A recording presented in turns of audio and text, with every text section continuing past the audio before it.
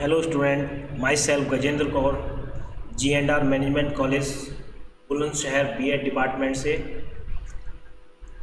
Paper number 2, growing up as a learner, जिसका code है 102।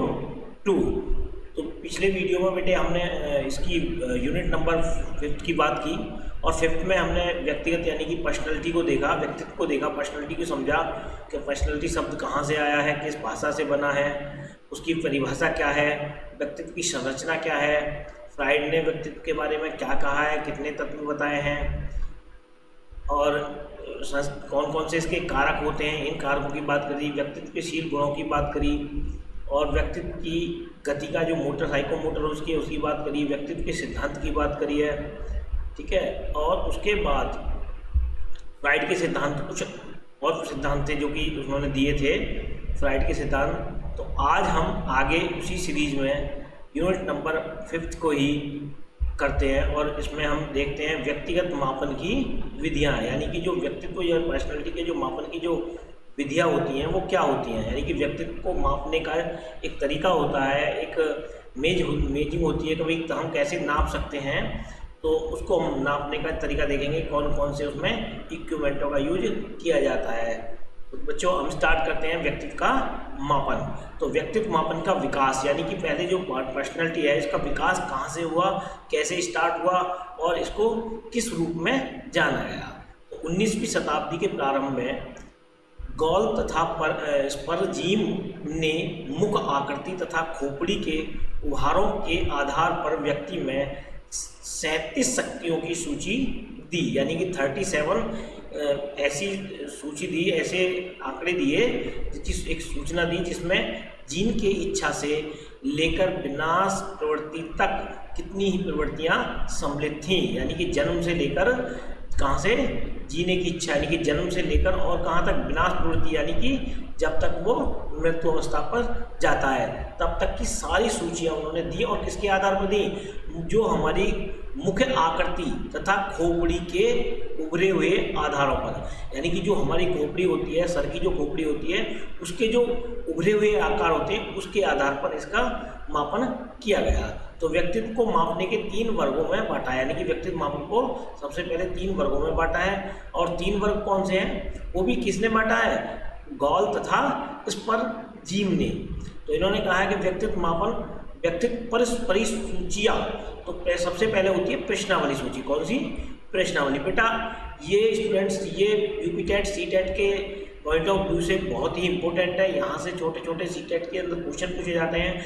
आप प्रीवियस ईयर के कोई भी क्वेश्चन को उठा लीजिए, यहाँ से 1-2 क्वेश्चन आपको सी-टेट में, यूपी-टेट में अवश्य मिल जाएगा। तो आप ध्यान से सुने।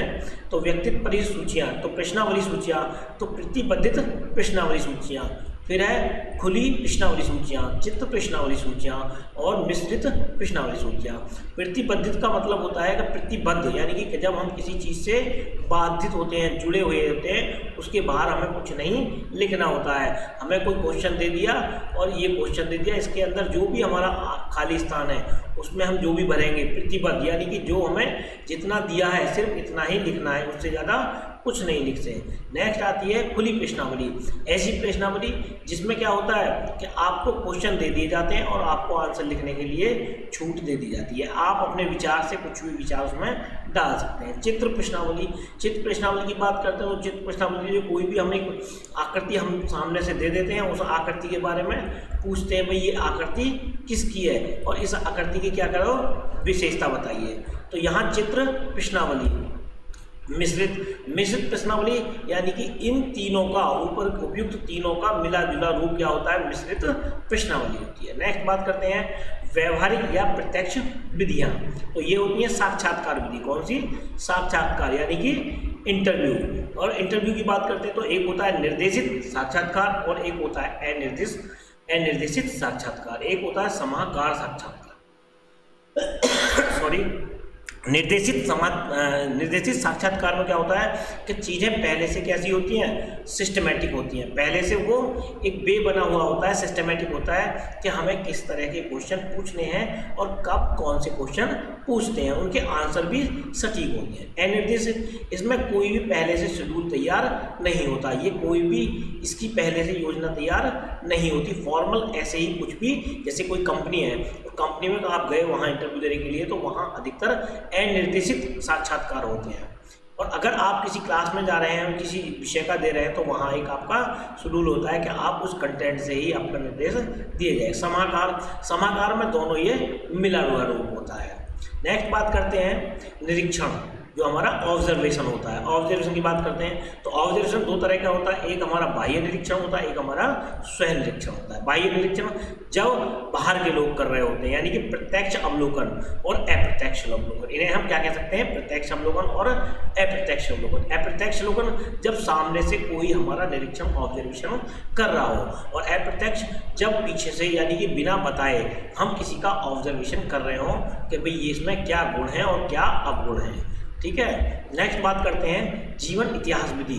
तो जीवन इतिहास विधि को एक केस स्टडी भी कहते हैं, यानी कि ये एक अपने आप में बहुत ही इंपॉर्टेंट विधि है, इसको कहते हैं केस स्टडी। तो एक केस स्टडी किसी भी एक व्यक्ति, एक यूनिट या एक समूह, यानी कि समूह या एक यूनिट पर की जाती है।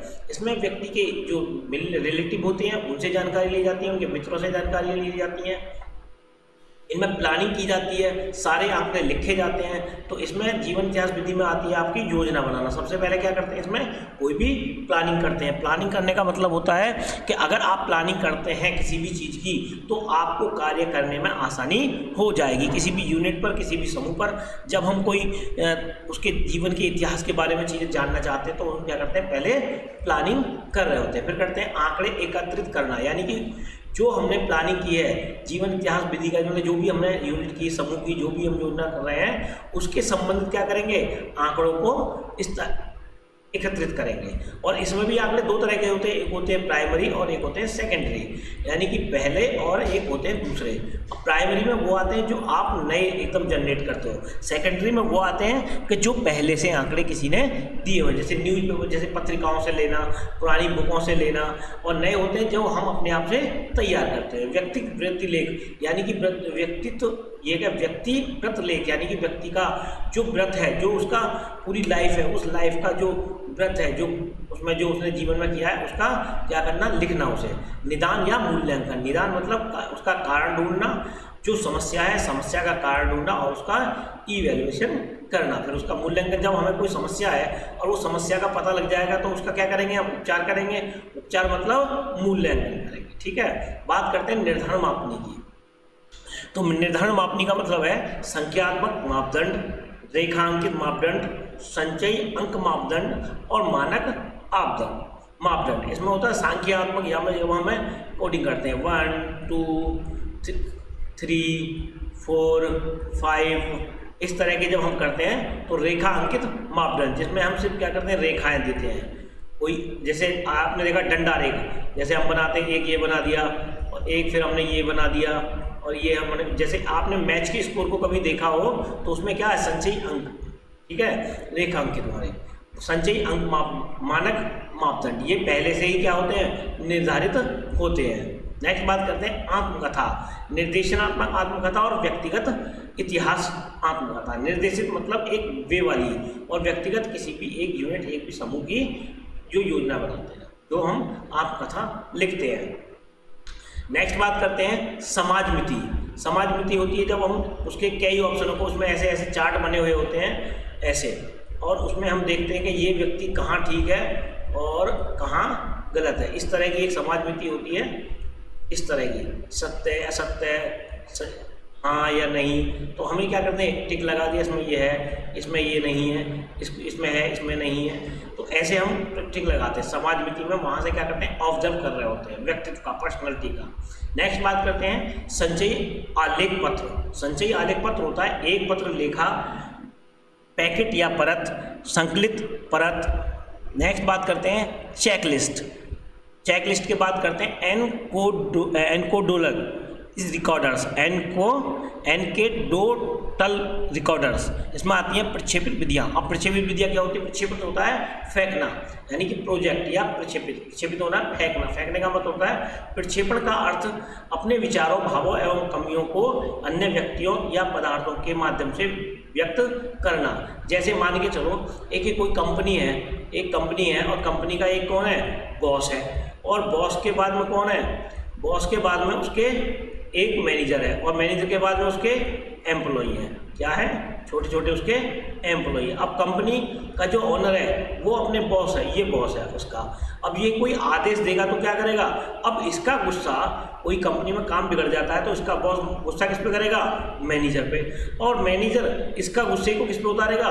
इन पर, यानी कि अपनी गलतियों को इनके ऊपर फेंकना स्टार्ट कर देगा। प्रक्षेपण का मतलब होता है फेंकना, अपने विचारों को, अपनी भावनाओं को या अपनी कमियों को अन्य व्यक्तियों पर फेंकना, किसी भी माध्यम से, किसी पदार्थ के माध्यम से या किसी भी विचार के माध्यम से।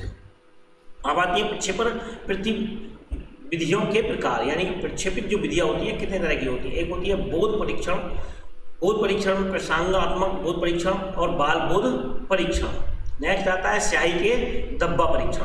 बेटा यहाँ से हमेशा एक क्वेश्चन आता है, स्याही के धब्बा का परीक्षण किसने दिया?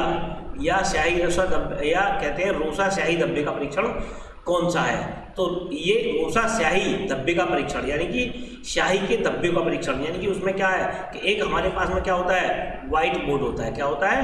व्हाइट बोर्ड होता है, और उसमें क्या है? कुछ स्याही के छींटे मार दिए जाते हैं। क्या कर दिए?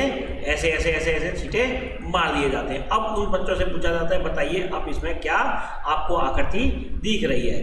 अब उनके जो विचार होंगे वो विचार भांति भांति के निकल के बाहर आएंगे। भाई हमें ये इसमें ये दिख रहा है, किसी को जानवर दिखेगा, किसी को पक्षी दिखाई देगा, किसी को व्यक्ति दिखाई देगा, तो वहाँ क्या उनका मनोवैज्ञानिक परीक्षण किया जाता है, उनका पर्सनैलिटी परीक्षण किया जाता है। और दूसरा है हॉल जय मैन स्याही धब्बे का परीक्षण, शब्द सहचार्य परीक्षण, मुक्त सहचार्य परीक्षण और आंशिक सहचार्य परीक्षण, नियंत्रित सहचार्य परीक्षण, चित्र सहचार्य परीक्षण, वाक्य पूर्ति परीक्षण, खेल प्रविधीय परीक्षण, मनो नाटकीय बुद्धि विधि परीक्षण, शाब्दिक प्रक्षेपण परीक्षण। तो ये कितने परीक्षण हैं? शाब्दिक सह परीक्षण में आपके 8 परीक्षण होते हैं, और ये 8 के 8 यहाँ इम्पोर्टेंट है। तो बात हमारी आज हमारी यूनिट नंबर जो हमारी 5th है, ये आज यहाँ समाप्त होती है, और नेक्स्ट वीडियो में हम 5th यूनिट नंबर 6 की बात करेंगे। तो 5th यूनिट का हमारा ये पॉइंट ऑफ व्यू से आपका बीएड या कोई भी एजुकेशन की परीक्षा होती है, शिक्षा शास्त्र की कोई भी परीक्षा होती है, उसके पॉइंट ऑफ व्यू से ये चैप्टर आपका बहुत ही इम्पोर्टेंट है। और CTET में तो ये बहुत ही इम्पोर्टेंट है। यहाँ से आप उठाकर देख लीजिए प्रीवियस कोई भी पेपर, उस पेपर में यहाँ से 1-2 क्वेश्चन 100% प्रत्येक वर्ष मिल जाएंगे। तो बात यहीं समाप्त होती है। तो ये वीडियो आपको अच्छी लगे तो लाइक करें, सब्सक्राइब करें और शेयर करें। Thank you.